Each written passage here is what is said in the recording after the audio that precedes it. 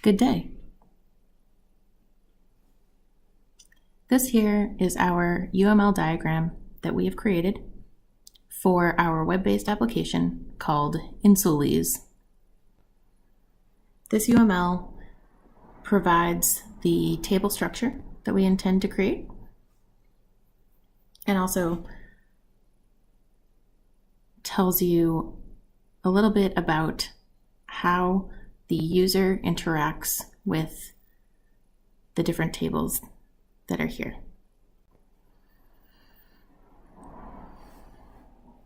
When looking at the UML diagram, it is pretty clear to see that the user is really the start of it all. A user will log in with their username and password. Their username is the primary key in our user table, and they'll be able to store information about themselves, like their first name, their last name, date of birth, their address, and their email. We also chose to include gender as an enum in this table. A user has the ability to store many different things in our application. They can store the type of basal insulin that they are taking, if they are taking that kind of insulin. Basal insulin is the type of insulin that is taken once a day or twice a day. It's basically the kind that is used to keep your sugar low throughout the day.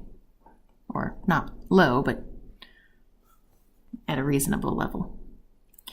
This here is the bolus insulin. The bolus insulin is the type of insulin that is taken at meals. And in this table, this is where we would store the brand of bolus insulin that the user is taking. For a user, they can store multiple types of bolus insulin. If, say, the doctor changes it and they need to use a different kind, they would be able to update that. There is always a bolus insulin, but there isn't always a basal insulin. Some users who have a pump may not take the basal insulin.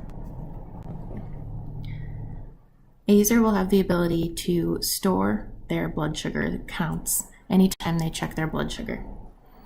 The blood glucose table will store the date, the time, and will have a foreign key to the username. We decided to use small int for the data type for blood glucose because it should never go above 1,000. When entering a blood sugar, the user will also have the ability to enter a comment along with that blood sugar count.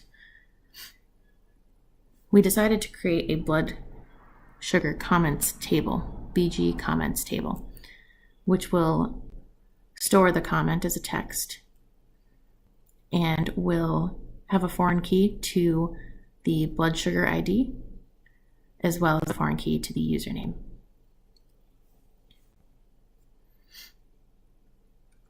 A user will also have the ability through our web-based application to enter an insulin dose.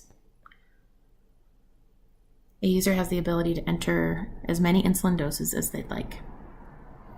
For these two tables, I chose to show here that if we have a user who decides to cancel their subscription to our site, I think that we should still keep their data in the database. So I chose to leave these empty here. A user will also have the ability to store their regiment. As a person who has a daughter with type 1 diabetes, I have found that the regiment is something that changes often after doctor's appointments. And these different numbers are the types of numbers that are either a target number for blood sugar or a correction factor to bring the blood sugar down, or a breakfast, lunch, or dinner ratio. And these numbers are basically all the math that is involved.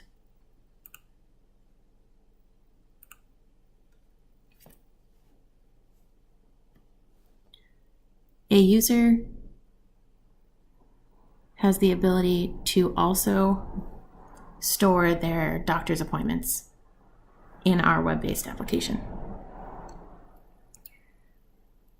When the the user is deleted, we would also delete the appointment that had been made. The appointments table also has a foreign key to the doctor.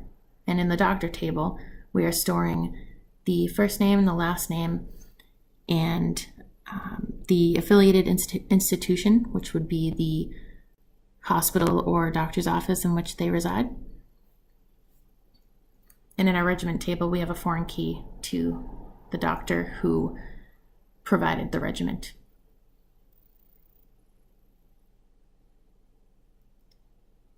All of these 10 tables will store the crucial information that is the backbone for our application and how it works. Up next, Thomas will go through the schema that we have created, and he will walk you through the different tables. Thank you.